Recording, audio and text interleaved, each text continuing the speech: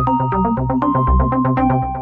I'm Herald sports writer Manny Navarro here, joined by Herald recruiting writer Safid, Deen. We're on the campus of Booker T. Washington High School talking Florida Gators recruiting, previewing National Signing Day. The Gators have 21 commitments in this class, 9 early enrollees. Let's start with the early enrollees, the guys that are already there for the Gators.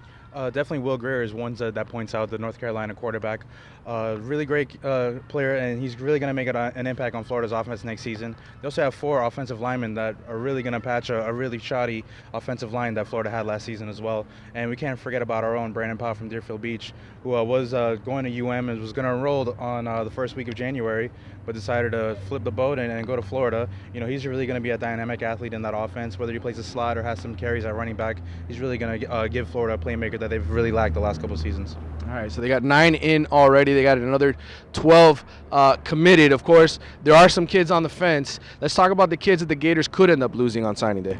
J.C. Jackson is definitely one of them, although I don't think it might be the case, but he's really been on the fence about Florida and Miami. And also Florida State has been in the picture as well. He had an unofficial Florida on Saturday. He also met with Al Golden in home after that unofficial visit. So we'll see about J.C. Jackson. I think he still stays to Florida. Somebody else on the fence is Trayon Harris here from Booker T. Washington.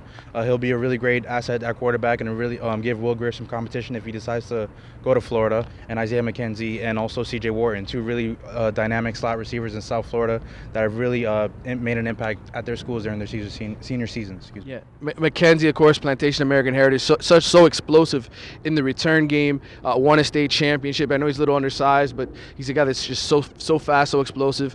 He's also in the running, I think, for Virginia Tech. I know he just took a visit there, so Virginia Tech's in play for him. The Heritage announcement, I think, is going to be at 9 a.m. Tomorrow. And then, of course, C.J. Wharton, who you mentioned down at South Dade, his announcement will be at 9 a.m. Wednesday. So the Gators fans, locally at least, will be watching those 2 kids to see if they end up picking the Gators. Let's talk about some of the other commitments, the guys that are part of this class on the defensive side of it. We didn't talk about him, but Jalen Tabor, the big cornerback out of the Washington, D.C. area. I know he's a 5-star kid.